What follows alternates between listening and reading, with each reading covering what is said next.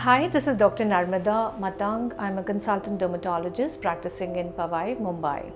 Today we're going to talk about moisturizers, serums and body lotions. I'm sure all of us have used moisturizers some or the other point of time during the year. More commonly it would be winters.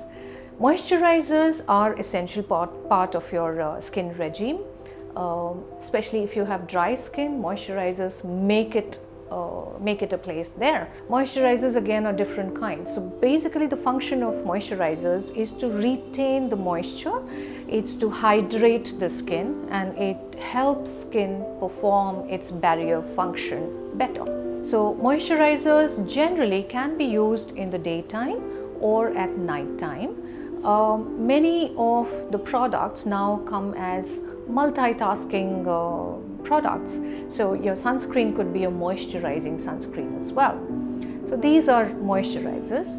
Now let's talk about serums. Serums are basically ingredients which have concentrated elements or ingredients which are nourishing to your skin.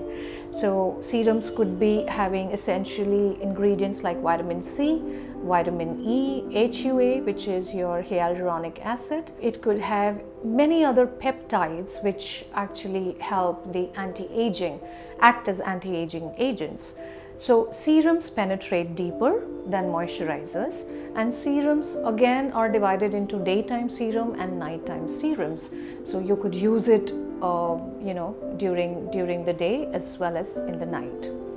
Now talking about lotions, these are more free-flowing fluid form of moisturizers which are meant more for the body part.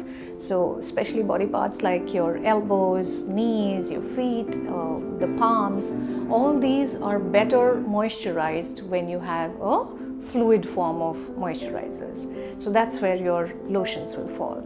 If you find this video informative, like us on our Facebook page Skin Diaries J and subscribe to our channel Skin Diaries.